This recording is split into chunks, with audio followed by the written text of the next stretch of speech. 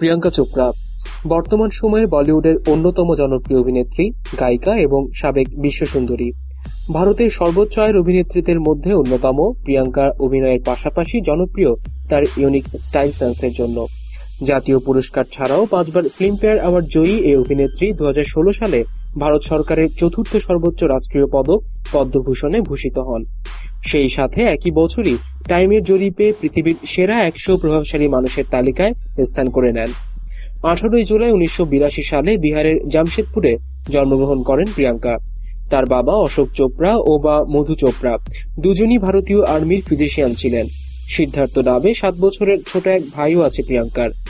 এছাড়া অভিনেত্রী পরিণীতা চোপড়া, মীরা চোপড়া এবং মান্নারা চোপড়া তার কাজিন।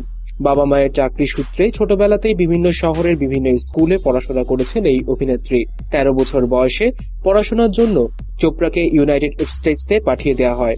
সেখানেই তিনি বেশ কিছু থিয়েটারে কাজ করেন এবং সঙ্গীত এবং কত্থক নাচের তামিল নেন। টিনেজ বয়সে আমেরিকায় তিনি তার রঙের জন্য বেশ কয়েকবার স্কুলে বুলিং এর শিকার হন। 3 বছর পর তিনি ভারতে ফিরে আসেন। 2000 সালে তার মা ফেমিনা মিস ইন্ডিয়া প্রতিযোগিতায় তার নাম এন্ট্রি করান, যেখানে তিনি দ্বিতীয় হন এবং মিস ওয়ার্ল্ড 2000-এ প্রবেশের সুযোগ পান। সেখানে 7ম ভারতীয় হিসেবে জয়ের মুকুট ছিনিয়ে নেন।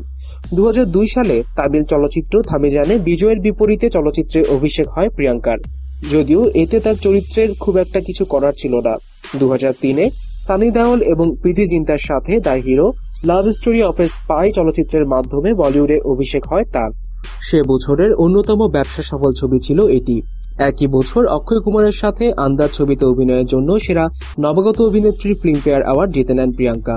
2004-এ সালমান খান এবং অক্ষয় কুমারের সাথে মুঝসে শাদি করোগি সুপারহিট ব্যবসা করে। তবে অভিনয়ের জন্য প্রিয়াঙ্কা প্রথম প্রশংসিত হন এই বছরই এইটরাজের জন্য। প্রথমবারের মতো প্রমাণ করেন গ্ল্যামারের বাইরে অভিনয়ের প্রতিভা ভালোই আছে তার। এই ছবির জন্য নেগেটিভ রোলে সেরা অভিনেত্রীর ফিল্মফেয়ার অ্যাওয়ার্ড ঘরে তুলে নেন প্রিয়াঙ্কা। 2005 সালে অক্ষয় কুমারের বিপরীতে ওয়াক এবং অভিষেক বচ্চনের বিপরীতে ব্লকবাস্টার হিট হয়। 2006 সালকে বলা যায় তার ব্রেক থ্রু ইয়ার। ঋত্বিক রোশনের সাথে ক্রিসের ব্লকবাস্টার সাফল্যের সাথে যুক্ত হয় শাহরুখের সাথে করা ডনের সাফল্য।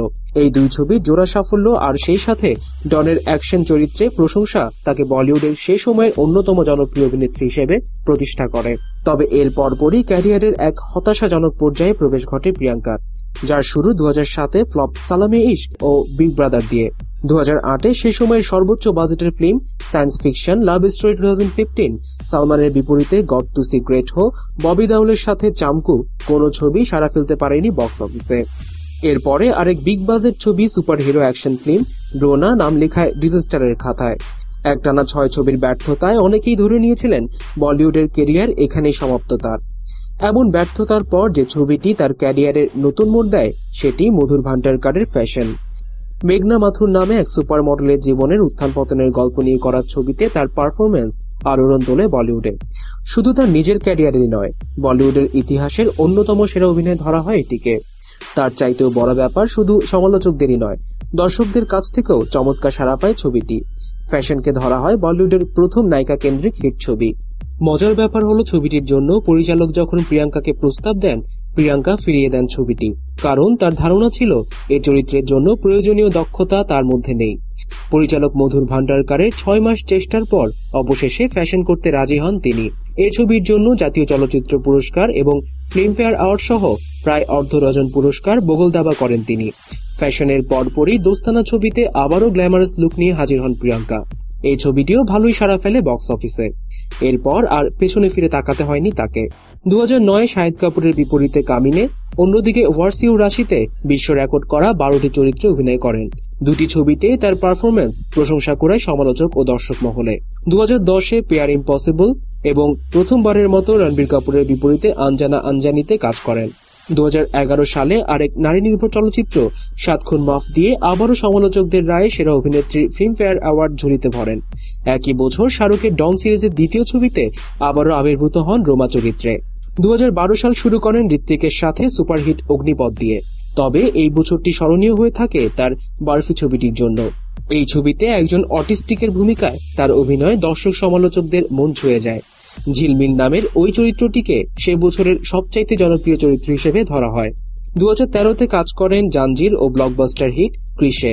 2014-তে অভিনয় করেন গুন্ডে এবং 5বার বক্সিং চ্যাম্পিয়ন মেরি কমের বায়োপিকে নাম ভূমিকায়। দুটি ছবি বক্স অফিস হিট। মেরি কমের জন্য আবারও অসংখ্য পুরস্কার জিতে নেন প্রিয়াঙ্কা। 2015-এ জয়া আক্তারের দিল ধড়কনে দো এবং সঞ্জয় লীলা বানশালীর বাজিরাও মাস্তানিতে দেখা গিয়েছে তাকে। দ্বিতীয় ছবিতে তার চরিত্র মুখ্য না হলেও অনেক সমালোচকরাই তাকে ছবির হাইলাইট হিসেবে গণ্য করেন। এ ছবির জন্য পঞ্চমবারের মতো ফিল্মফেয়ার অ্যাওয়ার্ড জিতে নেন তিনি। 2015 সালের ফেব্রুয়ারিতে এবিসি স্টুডিওর সাথে চুক্তিবদ্ধ হন প্রিয়াঙ্কা। এর সূত্র ধরেই কোয়ান্টিকো সিরিজের লিড চরিত্রে অভিনয় করেন, যা কোনো ভারতীয়র জন্য প্রথম। সিরিজটি হিট হয় এবং দ্বিতীয় সিজনের জন্য চুক্তিবদ্ধ হওয়ায় তিনি হিন্দি চলচ্চিত্রে কাজ কমিয়ে দেন। 2016 সালে এখন পর্যন্ত মুক্তি পেয়েছে জয় গঙ্গা জল। পরিচালক, প্রযোজক ও দর্শকদের অনুরোধ সত্ত্বেও তিনি হাত দেননি নতুন কোনো হিন্দি ছবিতে। কোয়ান্টিকোর দ্বিতীয় সিজনের পাশাপাশি কাজ করছেন বেওয়াত ছবিতে প্রধান ভিলেনের ভূমিকায়। অভিনয়ের পাশাপাশি গানের জগতেও ভালোই সাড়া ফেলেছেন প্রিয়াঙ্কা। তার ডেবু ফিল্ম থামি জানেই অভিষেক ঘটে গায়িকা হিসেবে। মজার ব্যাপার হলো, সঙ্গীত পরিচালকদের অনুরোধ সত্ত্বেও কোনো হিন্দি ছবিতে গান করেননি তিনি। 2012 সালে রেড ওয়ানের ব্যানারে উইল আই এম এর সাথে মুক্তি পায় তার প্রথম সিঙ্গেল ইন মাই সিটি। গানটি ট্রিপল প্লাটিনাম হয়। 2013-এর জুলাইয়ে রিলিজ হয় তার দ্বিতীয় সিঙ্গেল এক্সোটিক পিটবুলের সাথে। তার তৃতীয় single I can't make you love me মুক্তি পায় এপ্রিল 2014 সালে।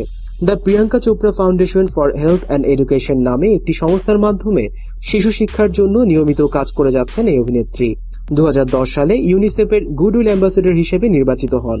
ফেব্রুয়ারি 2016 সালে প্রথম বলিউডের অভিনেত্রী হিসেবে 88তম একাডেমি অ্যাওয়ার্ডসে প্রেজেন্টার হওয়ার দুর্লভ গৌরব অর্জন করেন।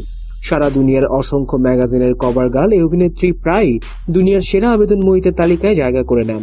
পেপসি, নোকিয়া, নেসলে, লাক্স বা গার্নিয়ারের মতো আন্তর্জাতিক পণ্যের ব্র্যান্ড অ্যাম্বাসেডর হয়েছেন। বাবার অসম্ভব ভক্ত এই অভিনেত্রী তার বাবার মৃত্যুর পর তার নামে একটি ক্যান্সার হাসপাতাল প্রতিষ্ঠা করেছেন।